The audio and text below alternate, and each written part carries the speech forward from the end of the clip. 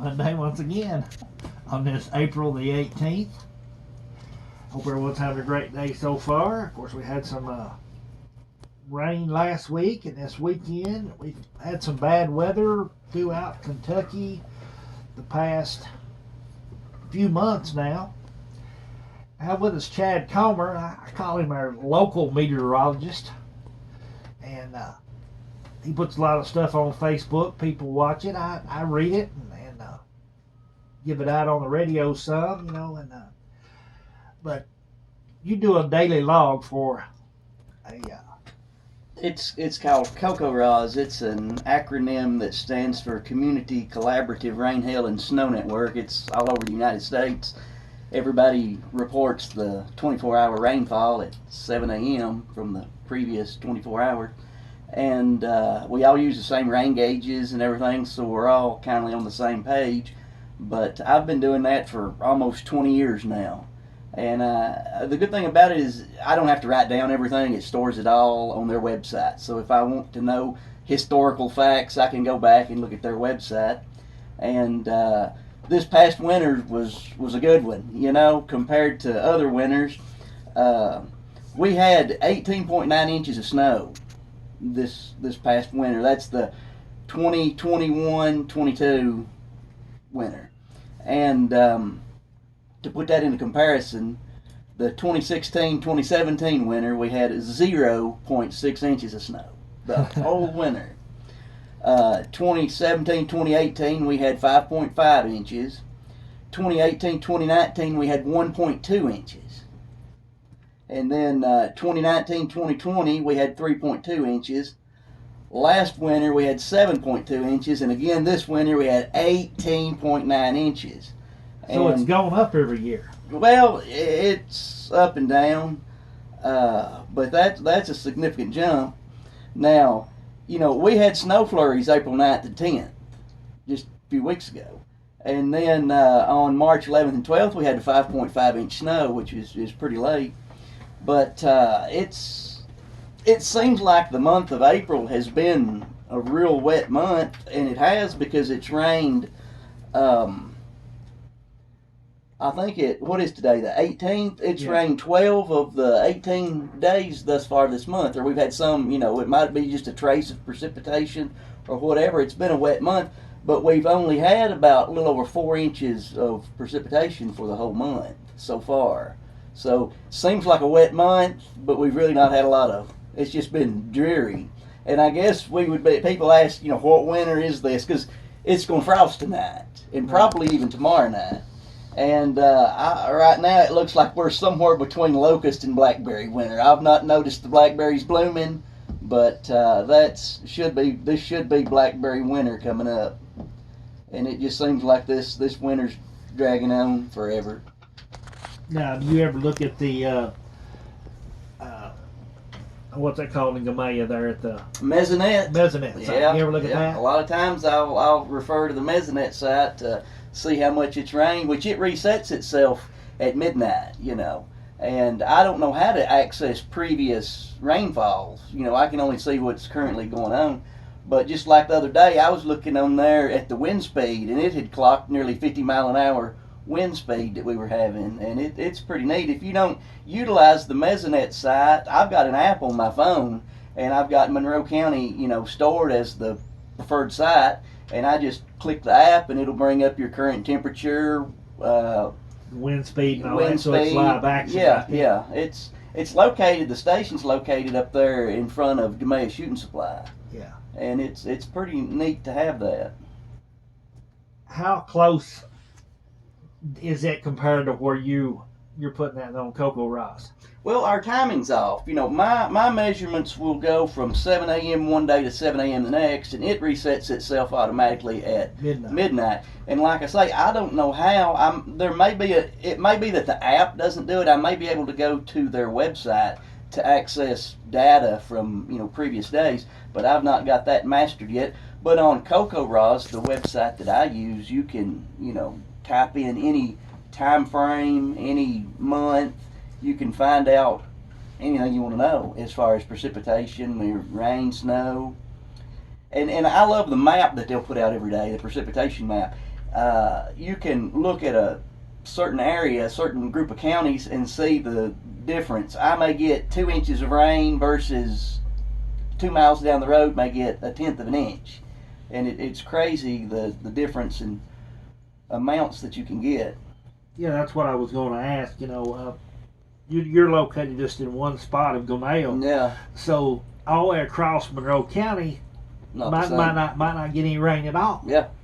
But Or the next farm over, I've Right. seen not get or get rain and me not. of course, all of us has gone down the road before, and the sun will be shining, and all of a sudden it's raining in one spot, and then you go right back out of that rain cloud, and sun again, But Last year, the rainfall total that I had in my gauge was 59.14 inches. That was for the whole year of 2021.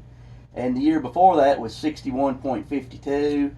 The year before that was 72.85. So we've been gradually going down in the amount of annual precipitation we've been receiving. You mentioned that we were in the blackberry winter Mhm. right now, more than likely. How many winters are there? Well, 5, I think, technically. You've got your redbud winter, which is early April, usually. You've got your dogwood winter, late April. Locust winter should be early May. And then blackberry winter is mid-May. And then linen breeches would be your last winter, and it would usually come in late May. Late May. now, what's considered linen breeches? I've heard that for years. That's supposed to be your long johns. That means that's your last winter. After that, you can put your long johns away, and it's spring's here. That's also called chunk winter, I guess. Ain't it? I guess. Get rid of all your chunk wood. But I mean, those are the 5 main winters, I guess. And there seems to be something to it, It'll always be a cold snap when your red buds start blooming, and dogwoods, and Yeah, well, I keep waiting for linen breeches. can't get here soon enough. Well, in most cases. But I still like a good old fire. Is there any predictions for the summer? What? Not for me. What you got? I ain't got a clue. I haven't looked at the updated forecast for the summer, to see if it's going to be a hot summer, wet summer, or what. On Facebook, each day your memories will come up from that day, a year ago, 2 years ago, 5 years ago. I've noticed in the past 3 weeks, my garden pictures has been coming up from years past.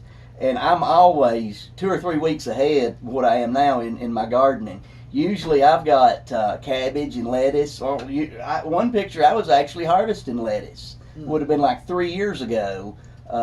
This past week I was harvesting some lettuce from the garden, but this year's been so bad. I've just set out some cabbage and broccoli plants is the only thing that I've set out yet, and I've got onions and carrots and some broccoli and cabbage that I planted as seeds that's coming up, and they're doing pretty good. But it's been a terrible year so far for gardening. Because it's been so wet. I mean, Well, just cold. I mean, Yeah. a lot of that can tolerate a normal frost, but last week we were down to 28 degrees. That was a hard freeze. That would kill most anything, even if you had it covered up. How in the world can whatever year, like this year's Farmer's Almanac, be so point on? How does that happen? Yeah, I don't know. I've not looked at it. Have you looked at it? Is it that accurate so far? Well, I have in the past. Yeah. It's very accurate. I don't know how they do it. I mean, they've got to write it a year ahead of time. Yeah. And it had predicted a snowier than normal winter for us, and it was obviously snowier than normal, 18.9 inches. That's our average. Our average since I've been keeping snowfall reports and everything is about 5 inches. That's usually our average snowfall for the winter. Well, I think they said it was going to be 18.7 inches. On what the? Farmer's Almanac. one other thing before we take a break, we've had a lot of tornadoes in this area, in this belt. I call it the belt area, and then that's something that's not happened over the past several years, actually. Well, May 3rd is when we had our tornado here in Tompkinsville. last year, EF1. And yeah, we seem to be in the midst of the tornado alley. Right Used to, it seemed like it was out west, and now every time a storm system comes through, within 100 miles of here, a tornado touches down. But yeah, Yeah, you actually last May you were at the Old Soldier Cemetery, wasn't you? yeah, and I had pulled over, and my phone had just alerted me of a severe thunderstorm warning. And I had pulled over there, and just happened to where I parked, I could see over the horizon. I had a pretty good view, and I could see rotation.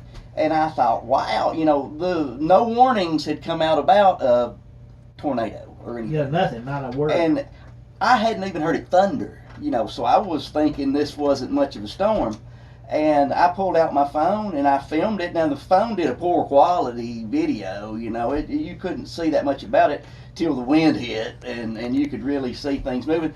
But it went right over the edge there of the cemetery, and while I was filming, it actually sucked the flowers off the headstones, and they went straight up in the air. They weren't blowing one way or another. It was like a vacuum. It sucked the headstones straight up in the air. I mean, the flowers off the headstones straight up in the air.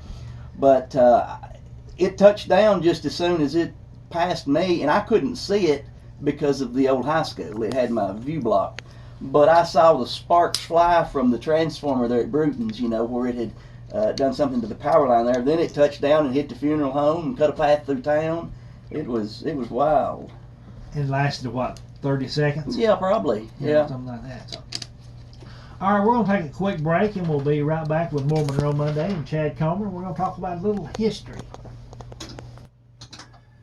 And welcome back to Monroe Monday, April the 18th. We have with us Chad Comer, local meteorologist, and we're going to change hats a little bit, and we're going to, first off, we're going to talk about a school reunion. Is that right? Yeah, the Monroe County High School class of 1992. We'll be having our 30-year reunion this year, and we've not really got it planned, a date picked, or anything yet, but I was just wanting to make sure if we got any classmates out there to follow us on Facebook at Monroe County, Kentucky High School class of 1992, and we'll keep you updated on when, where, and all the details about that. And two, Memorial Day's coming up, and I want to remind everybody to donate to their local cemeteries, because the cemeteries are having a hard time with everything going up, and fewer people are donating, and just don't forget your cemetery donations this year.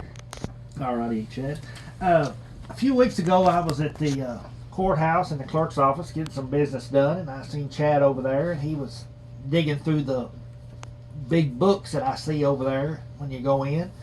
So I went over and was talking to him for a few minutes, but we're going to let him talk about what he was digging up and what he found out. Well, I love history, everything about history, and then the best way to learn history is to dig it up, and that's what I was doing. Those old books in the clerk's office are deeds, and they go back to the courthouse fire of the 1880s, and if you're lucky, you can find a few deeds in there prior to the courthouse fire. But if that's neat.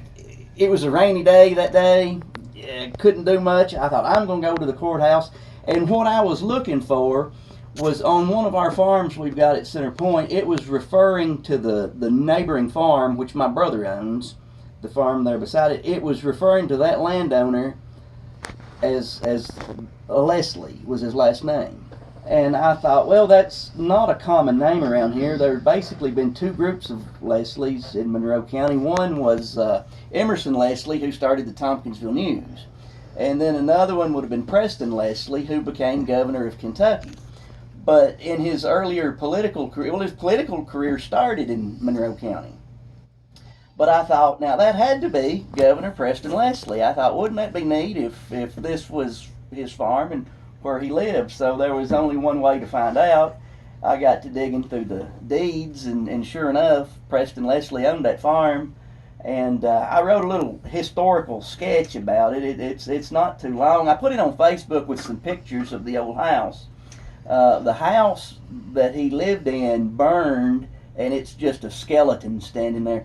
The house was built 3 bricks thick. It didn't have any wood in the exterior, of the house. it only had your wood on your interior walls and your floors. So when the house burned, it left the skeleton standing, which is 3 bricks thick. And it's grown up with vines and trees around it, and it's just an eerie sight to see. But that's the house that I was wanting to find the history of. But here's this little story I wrote. I named it the Governor's Mansion on Meshack Creek.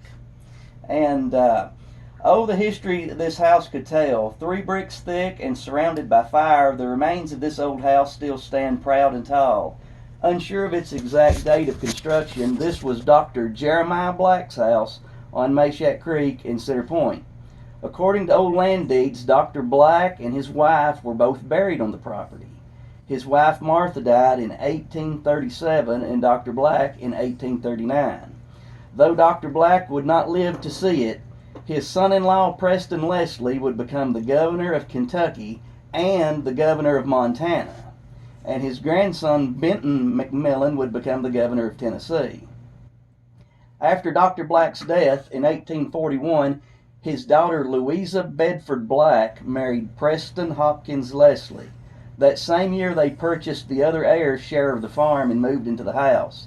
In 1842, Preston Leslie became the county attorney of Monroe County. In 1844, Leslie was elected to the Kentucky House of Representatives. In 1846, he lost the Kentucky State Senate race by 1 vote, but remained the state representative. In 1850, he was elected to the Kentucky Senate representing Monroe and Barron counties. In 1855, his Senate term expired, and Leslie declined nominations for U.S. Congress and Kentucky Court of Appeals to work on his farm instead. His wife Louisa died on August 9, 1858. Together they had 7 children. He sold the farm to James Sims, and in 1859 he remarried and moved to Glasgow. Leslie would become the 26th governor of Kentucky in 1871 and eventually the governor of Montana in 1887. Dr. Black's other daughter, Elizabeth Black, married John H. McMillan, a wealthy planter from the Turkey Neck Bend area of Monroe County. Their son, Benton, married Marie Brown in 1886. She was the daughter of the 19th governor of Tennessee, John Calvin Brown. Marie died in 1887, and Benton later married Lucille Foster. After a lengthy political career, including 20 years in the United States Congress, Benton McMillan, the Democratic warhorse, was elected to be the 27th governor of Tennessee in 1899, serving 2 terms. In 1870, James and Elizabeth Sims sold the farm to Benjamin F. Bedford, who served as the first county judge of Monroe County. In 1881, Ben Bedford sold the farm to J.F. Kidwell. In 1897, Kidwell sold the farm to Lewis Cass Ross. Some old-timers still refer to the house as the Cass Ross place. Ross died in 1937, and in 1938 his daughter and son-in-law Fred and Hattie Ross Pinkley owned the farm. In 1955, the Pinkley family sold the farm to Harlan Comer and Tom Kirkpatrick. Today, some people call the old house the Tommy Kirkpatrick House or the Pinkley Farm. At some point, the graves of the Black family were relocated to the Glasgow Municipal Cemetery in the Black family plot. Louisa Black Leslie is buried there as well. Governor Leslie has a headstone there, even though the governor himself is buried in Helena, Montana. As you drive into Glasgow today on Highway 90, you will notice the bronze historical marker on your right, which reads, Home of Governor Leslie. This is where he lived after leaving Monroe County. The governor's mansion on Meshack Creek burned down in February of 1986. See, he's forgotten, really, as part of Monroe County's history, because Glasgow claims him. Because that's where he lived when he became governor, was Glasgow.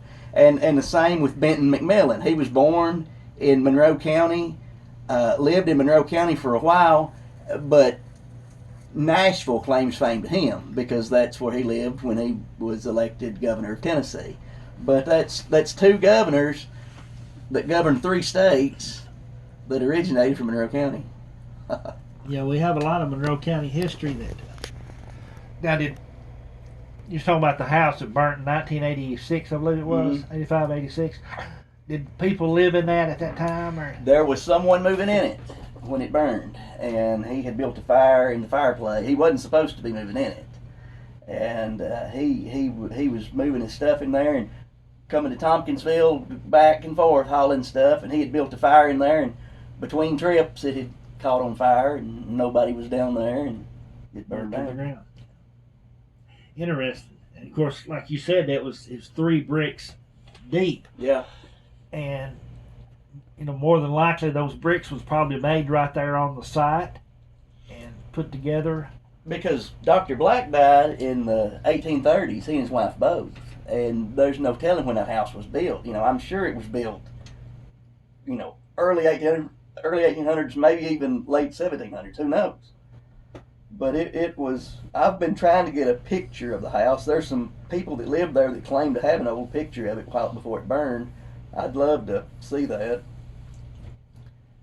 But it was big. It was a big house. Now, all this history that you just went through, where did you find all that? Did you find that in the deed books? Or? Yeah, the land ownership transactions and all that all came from the deed books. Even the fact that they were buried on that farm. I had no idea that they were buried on the farm, which they're not there now. Their headstones are in Glasgow. But even the deeds made mention that they were buried there and to take care of their grave site and all this in the previous deeds. But that's not in the modern deeds. So at some point, whenever they moved the graves, they took it off the deed.